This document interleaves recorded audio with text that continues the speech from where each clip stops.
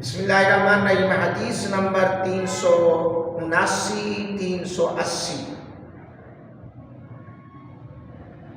جو شخص سال بھر روزانہ 12 رکعت ادا کرتا رہے اسے کیا انعام ملتا ہے؟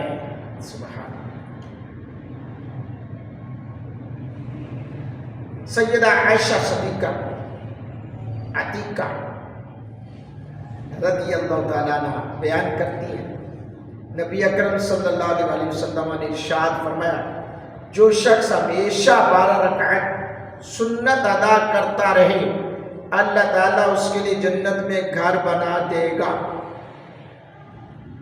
4 رکعت زور سے پہلے ہوں گی، 2 اس کے بعد ہوں گی، 2 مغرب کے بعد ہوں گی، 2 عشاء کے بعد ہوں گی، 2 فجر سے پہلے ہوں گی۔ اللہ کتنا مقام ہے 12 رکعتوں کا۔ سیدہ ام حبیبہ رضی اللہ تعالیٰ عنہ بیان کرتی ہیں، نبی اکرم صلی اللہ علیہ وآلہ وسلم نے ارشاد فرمایا، جو شخص 12 رکعت سنت ادا کرے اس کے لیے جنت میں گھر بنا دیا جاتا ہے۔ 4 رکعت زور سے پہلے، 2 رکعت اس کے بعد، 2 رکعت مغرب کے بعد، 2 رکعت عشاء کے بعد اور 2 رکعت فجر کی نماز سے پہلے۔ اللہ اکبر۔ حضرات کرام قدر،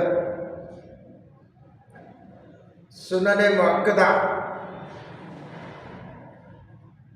کی یہ مقام اور یہ شان ائمہ فقہا کی راہ میں امام مالک کا موقف ہے کہ سنن مؤکدہ کی تحدید و تعین نہیں ہے، انسان جتنی مرضی پسند کرے پڑھ سکتا ہے۔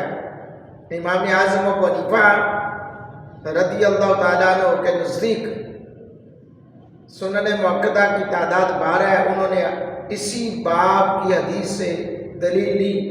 امام شافعی، امام احمد بن حنبل کا موقف ہے سنن مؤکدہ کی تعداد 10 ہے۔ انہوں نے 10 رکعت والی روایت سے استدلال کیا۔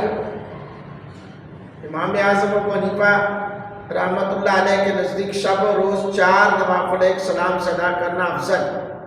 امام شافعی رحمۃ اللہ علیہ، امام احمد بن حنبل کے نزدیک شب و روز میں 2 رکعت نوافل ایک سلام سے ادا کرنا افضل۔ یہ دیکھیں میں نے آپ کو سارے اماموں کے حوالے سے بتا دیا۔